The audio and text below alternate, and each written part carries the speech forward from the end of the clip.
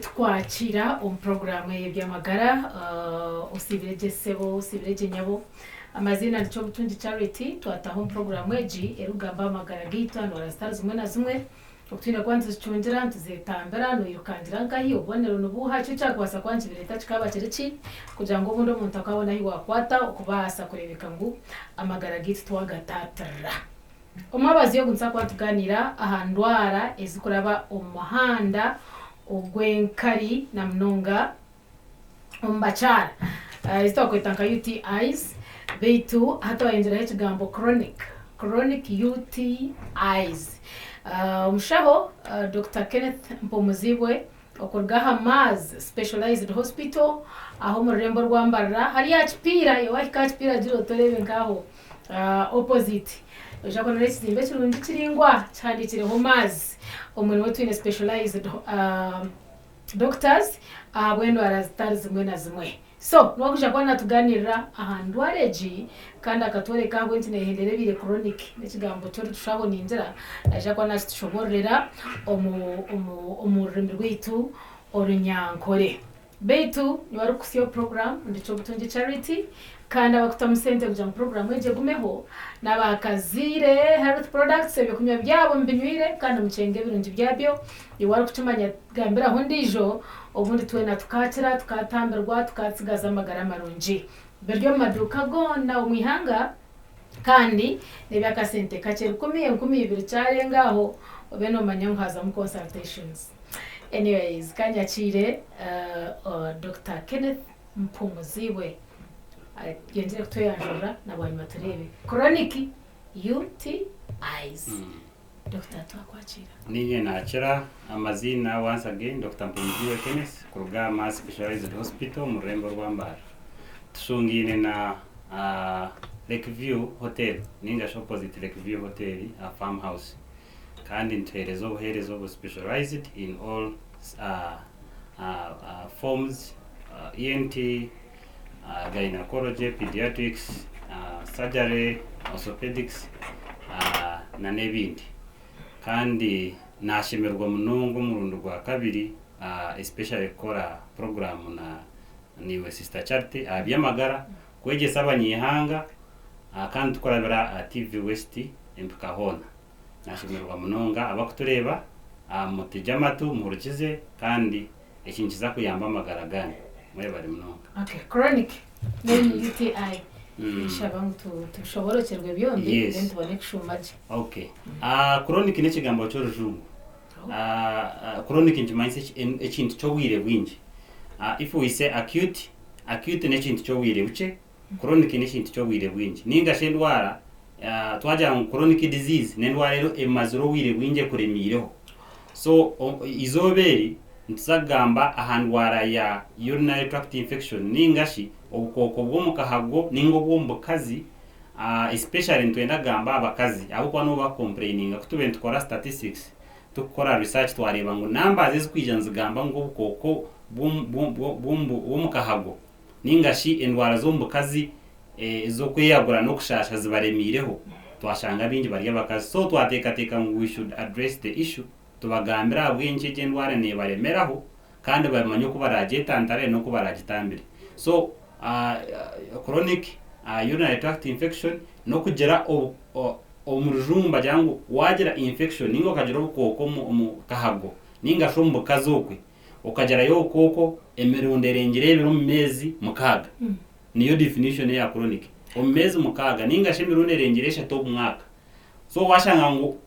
okoko ahori ojiro mu irwara ukaraguze indwara zo mukahago ningashi endwara zo mukushesha zo kutegana zo mukushesha especially wori yo mukazi azo ziragwize mirunderengere biro mezi mukaga ningashi emirunderengere eshatu omezi omwaka ecyo ntugeta chronic urinary tract infection kandi eriyo ne kwata abakazi 10 abakwije mu irwara bakugamba ngo bine UTI ninga mbahuramba shasha bamba shesha ninga bine discharge ninga bino bonero bwono obwo munkari obwo muhanda gwenkari okubateganza kokuza ko babuza okiba no kumuhimbaza tkonga shido kusota kandagurire eje ndwara kende miroho kana amara imyaka 2 nyoka ninda gwiza amarwaro gona kangara gwiza ati nagiye no mbishaka nkaremwe byirwaro kandi kuturebere abakazi almost mushanjo ari 10 mbaja mu bine chronic UTI abakwija kuraguza UTI then umbana abamashemera ba universities abaki kuba kwija kuraguza kirenga gamba atege ndwara nyende mireho kandi timere cyo kujukora and therefore twashanga ngo it is very important kwija TV West twafunda mu gishobo kubashoborera nakubegesa okumva kubasa kujetantara okumwa kubasa kujumanya ngo yaba chronic kandi itaga care kandi kujihananga ahabwencha abakazi nito turi ya risk. Very good. Abakazi bari ya risk because one nebindi byinji konke cyo kubanza ikukirayo na anatomy yanyu ninga sho buhangwa bw'abakazi so akasheke ko kenkari akomukazi nakagufu kukira kitu kabashije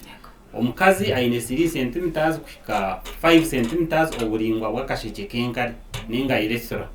kakurugomo umunango mu clitoris aifira clitoris kuhika nanko omukahago distance is so small ato no shangangu ene nanka risk factor iri kwijo mbukazi oba nkesto zagamba bikureta UTI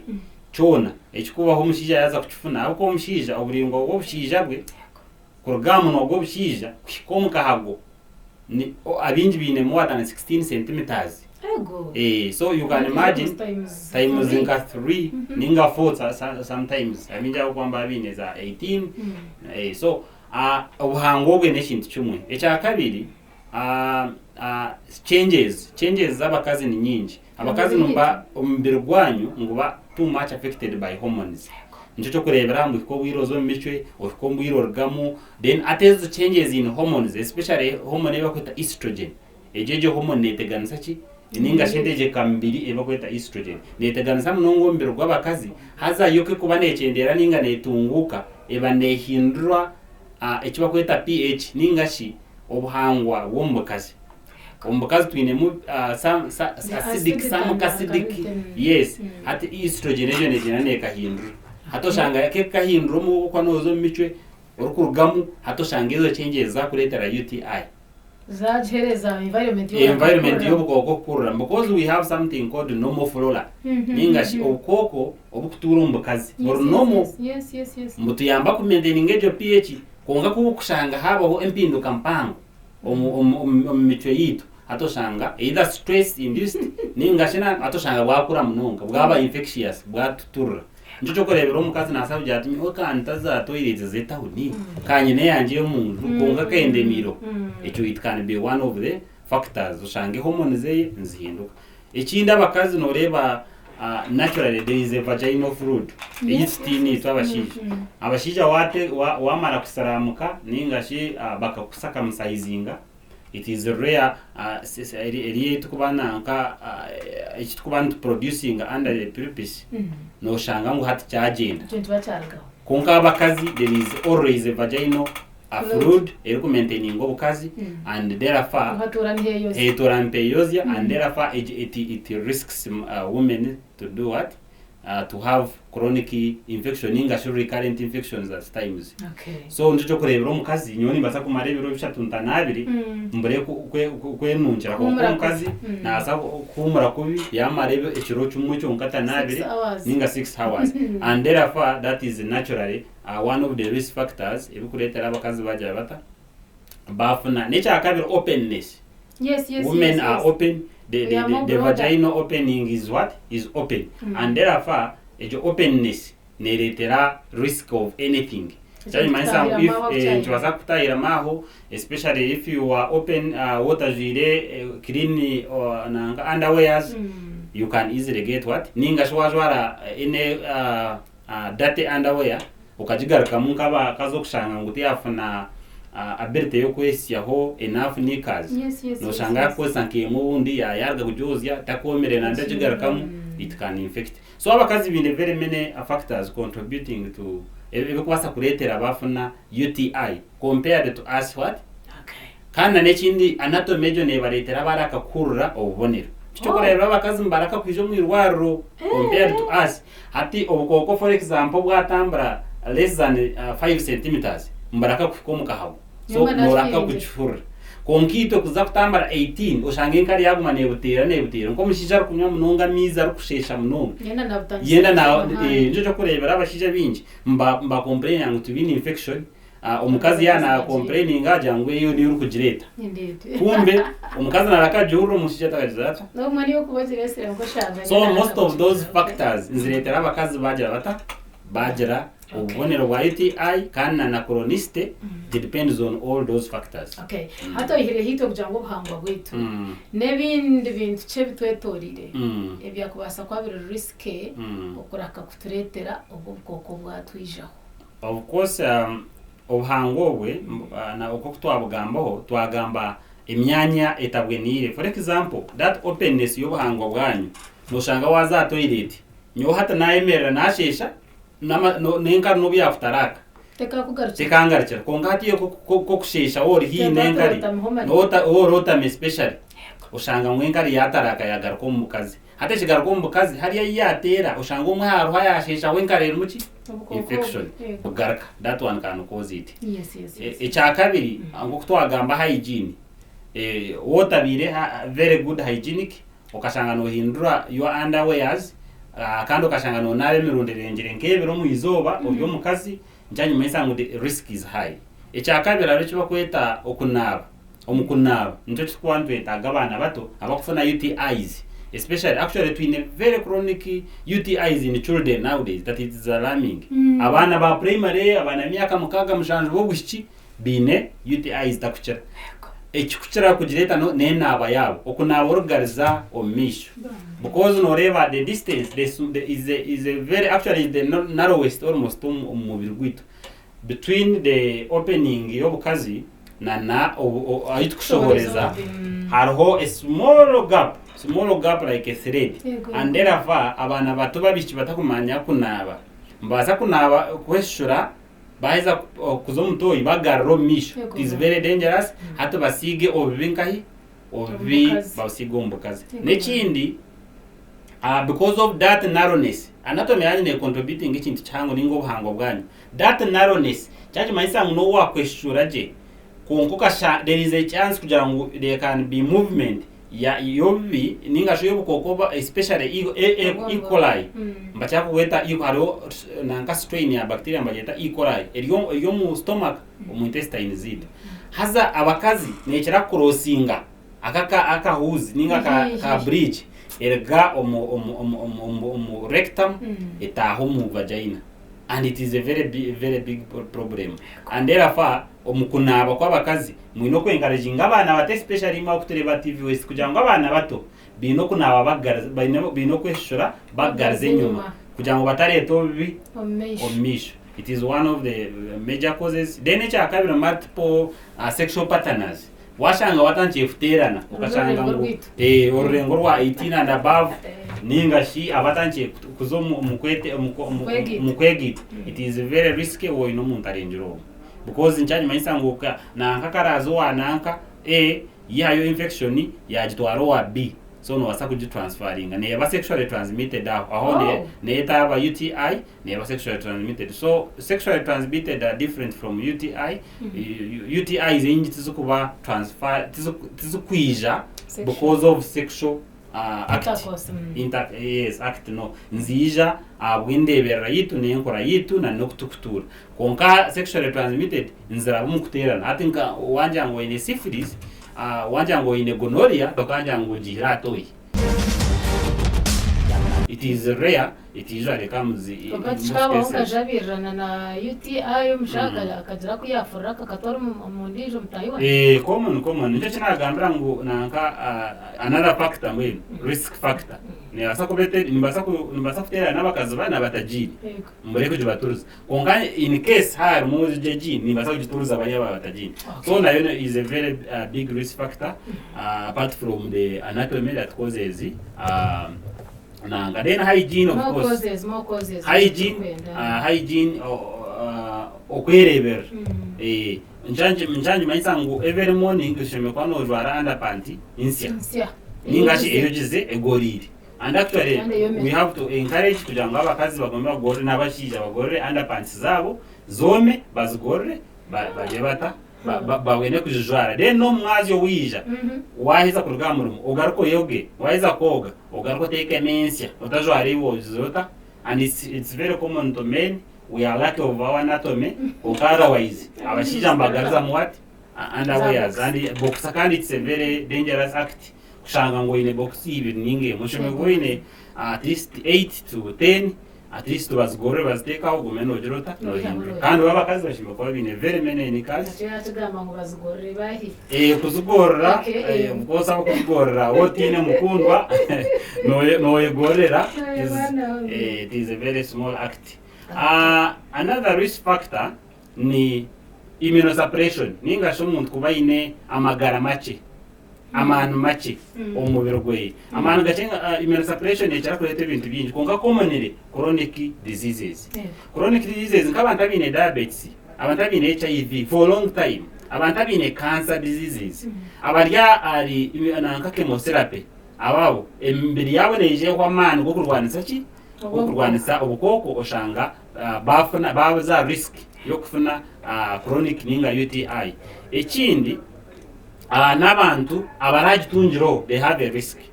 so long as orarwiro UTI you have a risk of getting another what UTI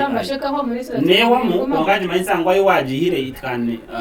that very source can again what nebasagarike kwate abo kujangwe ejo source then ekindi ni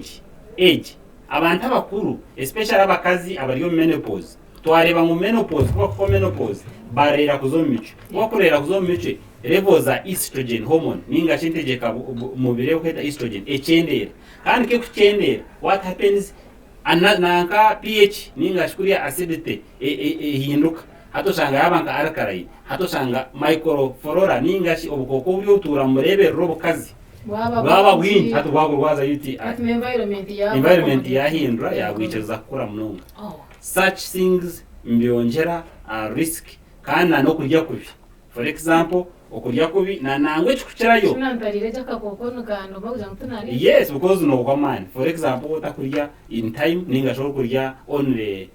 ananka these snacks ninga shizwa kweta we usually call them what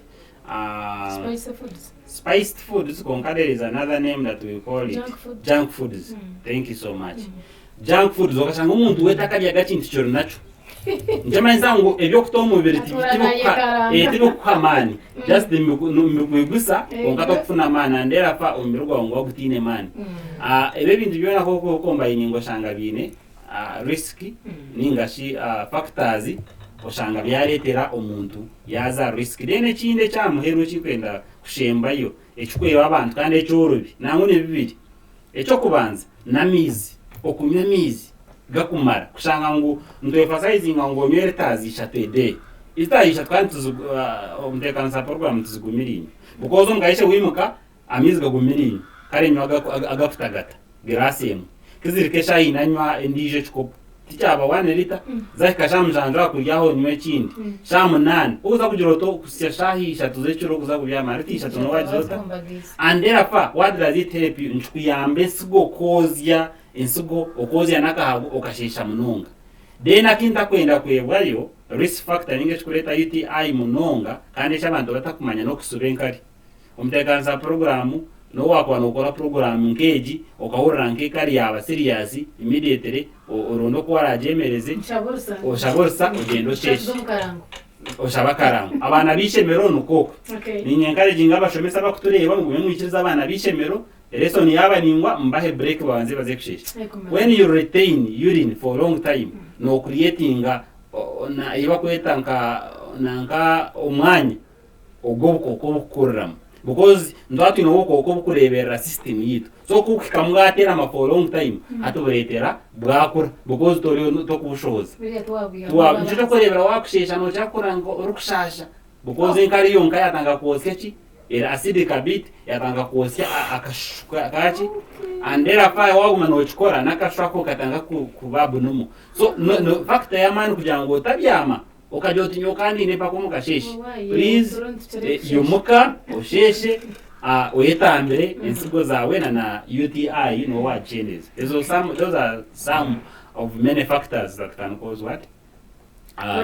chronic UTI ningashi obukoko omukahago bukumara emirundi nyingi ningashi orukufuna batakuchira bakagumana bugaruka hati nishaba ngo tumanyise signs ingashi obonero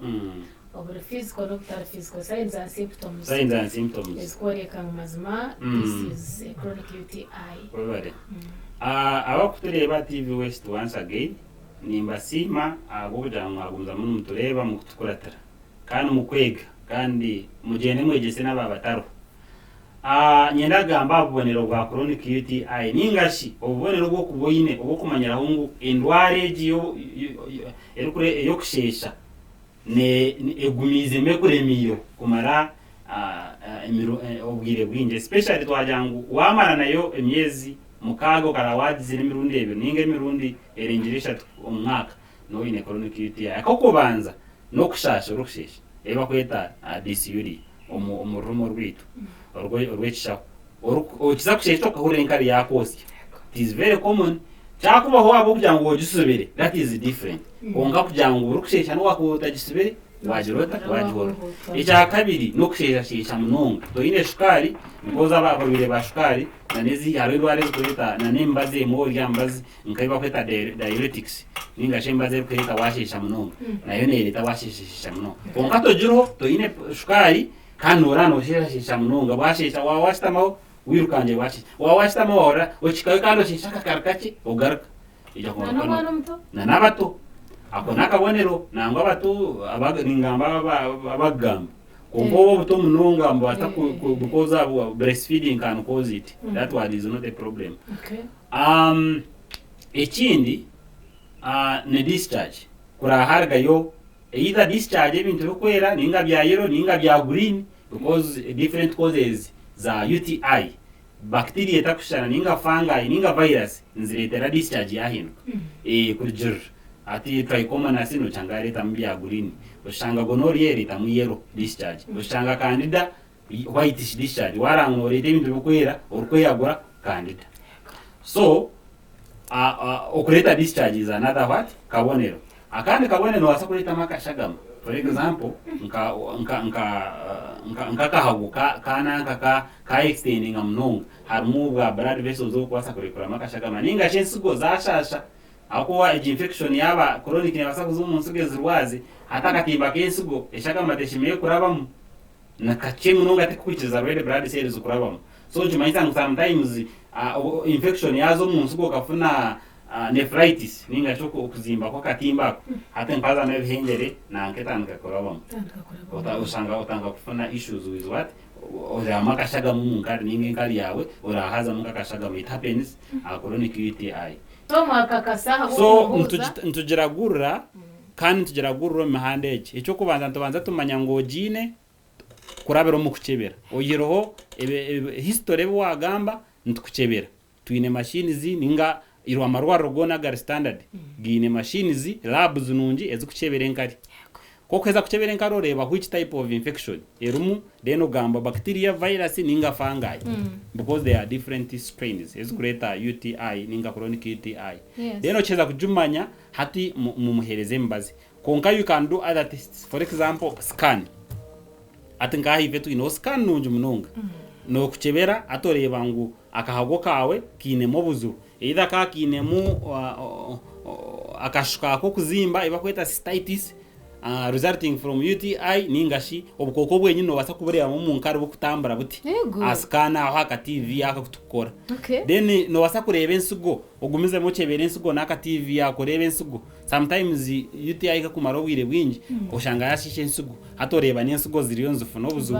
haro bonero tukureba aka TV tukamangu oineje UTI. So ekindi ntuchebera tuzakuragurira uko time nenderiyo netwa. So ekindi ntukora culture sensitivity etushira yo gukora aba chronic UTI ntukora culture sensitivity. Culture sensitivity no kubika enkari yawe kumare sande yona then omusandejo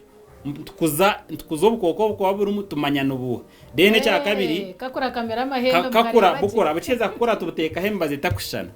hate yabwita tureba ngo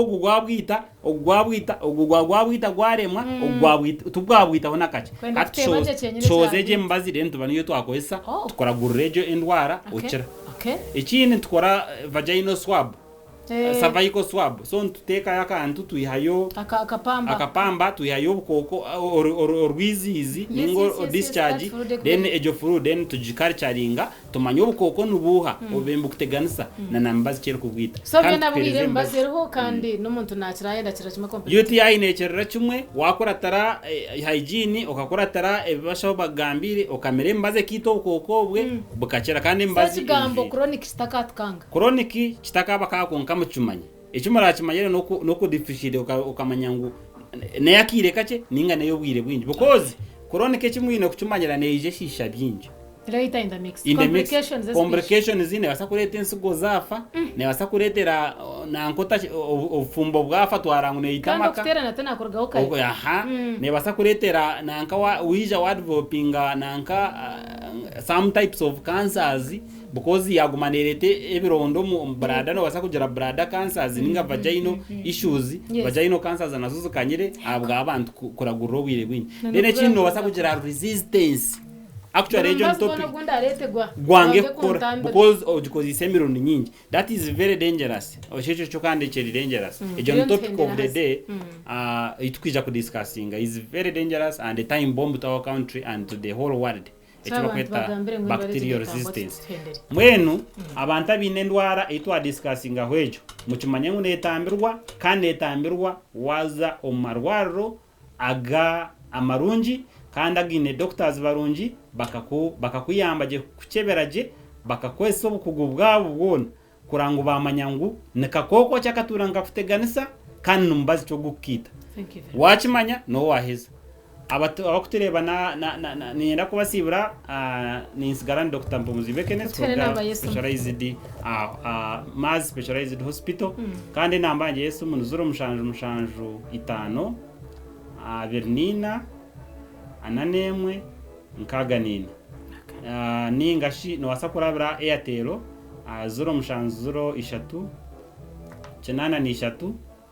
anana mushanju chenana na mukaga kandi wantereze sumu ni kwata nkushobora burwarobwe oburwirobwe kandi orakakufuna okuwabaza kubwetantara ningashi okuwakufuna obujanjabi aho kuboroho no mu Uganda yona akuba TV ryo mu Uganda na okuhingura Uganda yona mwebare kureba TV West ebare mnonga yo wagmani tawa program eje byamagara ninja wachurira kujangu infection ekutwireho takaja ngutekuchara ikuru no kufayo okagaruka mu irwaro kandi bakwa ukarangwa bikoresa ko kubishemire kandi okagaruka ketantare ebyo ebyakwasa kuba nebitukuretera hati na nyencha kare nabwashesha Dr. Kenneth Mpumuziwe okurgaha Maz specialized hospital aho mu rembo rwambara aho arugutonyigendwa urwaza bushenyi opposite na Lake View achipira nabandi cyo butungi charity umuhereza kandi nukwetu ahindira tuti abakazira babare mnonga ogumana mutamusente program eje gumeho